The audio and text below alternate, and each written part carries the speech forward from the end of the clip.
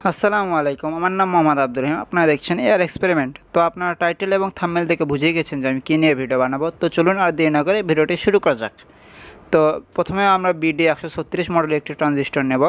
তো ট্রানজিস্টরটি আমাদের খুব গরম হবে, এই জন্য আমরা এখানে একটি হিটসিঙ্ক ব্যবহার করব। তো যারা এখনও পর্যন্ত আমার চ্যানেলটি সাবস্ক্রাইব করেননি তাদের কাছে একটা অনুরোধ যে আমার চ্যানেলটি সাবস্ক্রাইব করুন, এবং যারা আগে থেকে করে রেখেছেন তাদেরকে অসংখ্য অসংখ্য ধন্যবাদ।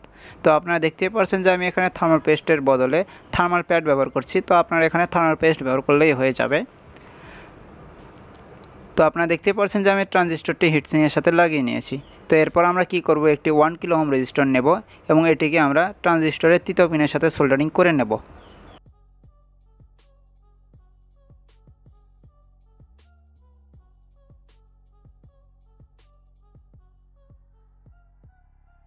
তো এরপর আমাদের কিছু তামার তার লাগবে। তো আমি এটি নষ্ট ট্রান্সফরমার থেকে বের করে নিয়েছি। তো আমাদের শুধু 2-3 মিটার তামার তার হয়ে গেলেই হয়ে যাবে। তো আপনারা এগুলো নষ্ট ট্রান্সফরমার থেকে খুলে নিতে পারেন বা বাজার থেকে কিনে নিতে পারেন। তো এটিকে আমরা এরকম একটি রাউন্ড টাইপের বোতলের ওপর পেঁচিয়ে নেব। তো কয়েলটি বানাতে হবে 10-0-10 মাপের। তো আপনাদেরকে আমি একটু পরে দেখাচ্ছি যে কীভাবে কয়েলটি বানাতে হবে। তো আমি এই বোতলের ওপর 10-0-10 মাপের একটি কয়েল বানিয়ে নিই। তো আপনারা দেখতেই পাচ্ছেন যে আমি কয়েলটি বানিয়ে নিয়েছি। তো কয়েলটি অগোছালো হয়ে রয়েছে। তো আমরা এখানে এরকম টেপ দিয়ে এটিকে ভালোভাবে পেঁচিয়ে নেব। তো টেপ দিয়ে পেঁচে নেওয়ার পর আমাদের কয়েলটি এরকম হয়েছে। তো এটি একটি 10-0-10 মাপের একটি কয়েল। তো আমাদের এরকমই একটি কয়েল বানাতে হবে, কিন্তু সেটি হবে 20 পাকের। তো আমি সেম কন্টেনার এবং সেম তামার তার দিয়ে একটি 20 পাকের কয়েল বানিয়ে নিই। তো যারা এখনও পর্যন্ত আমার চ্যানেলটি সাবস্ক্রাইব করেনি তাদের কাছে একটাই অনুরোধ যে আমার চ্যানেলটি সাবস্ক্রাইব করুন, এবং যারা আগে থেকে করে রেখেছেন তাদেরকে অসংখ্য অসংখ্য ধন্যবাদ। এবং ভিডিওটি ভালো লাগলে অবশ্যই বন্ধুদের কাছে শেয়ার করবেন, ভিডিওটি একটি লাইক করবেন এবং নিচে সুন্দর দেখে একটি কমেন্ট করবেন। তো আমাদের দ্বিতীয় কয়েলটিও বানানো শেষ। তো এখন আমরা কি করব, যে প্রথম কয়েলটি নিয়েছিলাম মানে 10-0-10-এর, সেটি আমরা নেব এবং সেটির মাঝখানের তারটি আমরা বাদ দিয়ে যে দুই ধারের দুটি তার থাকবে তার ভিতরে একটি তার নেব এবং একটি তারকে আমরা 1 কিলো ওহম রেজিস্টারের সাথে সোল্ডারিং করে নেব এবং দ্বিতীয় তারটি আমরা ট্রানজিস্টরের দ্বিতীয় পিনের সাথে সোল্ডারিং করে নেব। তো আপনাদের যদি কানেকশন বুঝতে অসুবিধা হয় তাহলে নিচে কমেন্ট করবেন, আমি কমেন্টে রিপ্লাই দেব। তো আপনারা দেখতে পাচ্ছেন যে আমি দুটি তামার তার সোল্ডারিং করে নিয়েছি। এরপর একটি লাল তার নেব এবং এই লাল তারটিকে আমরা ট্রানজিস্টরের প্রথম পিনের সাথে সোল্ডারিং করে নেব। তো এটি আমাদের ইনপুট হবে। তো এরপর একটি কালো তার নেব এবং কালো তারকে আমরা যে কয়েলের মাঝের তারটি বাদ দিয়েছিলাম তার সাথে সোল্ডারিং করে নেব। তো আপনারা যদি এখনও পর্যন্ত ভিডিওটি লাইক না করে থাকেন তাহলে অবশ্যই ভিডিওটি লাইক করবেন এবং বন্ধুদের কাছে ভিডিওটি শেয়ার করবেন, এবং কোথাও কোনো বুঝতে অসুবিধা হলে নিচে কমেন্ট করবেন।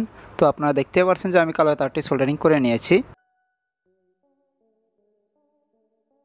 তো আমরা যদি লাল এবং কালো তারের মাঝে 5 থেকে 9 ভোল্ট ইনপুট দিই তাহলে আমাদের যে ট্রান্সমিটার কয়েলটি থাকবে তাতে একটি ম্যাগনেটিক ফিল্ড তৈরি হবে এবং আমরা রিসিভার কয়েলের মাধ্যমে তা আউটপুট পাবো। তো বলতে পারেন এক প্রকার ওয়্যারলেস ইলেকট্রিসিটি বা ওয়্যারলেস চার্জার।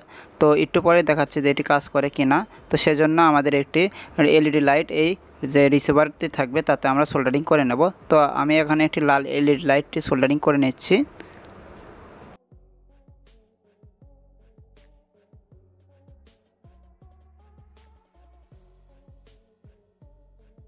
তো আমি এখানে একটি পাওয়ার সাপ্লাইয়ের মাধ্যমে এখানে 5 ভোল্ট ইনপুট দেব।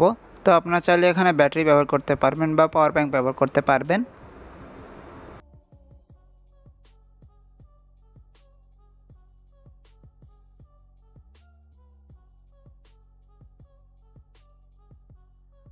তো এখন যদি আমরা রিসিভার কয়েলটি এর কাছে নিয়ে যাই তাহলে লাইটটি জ্বলে উঠবে। তো দেখতে পাচ্ছেন যে লাইটটি সামান্য পরিমাণ জ্বলছিল। তো এখন আমরা এটি খুব কাছে ধরব।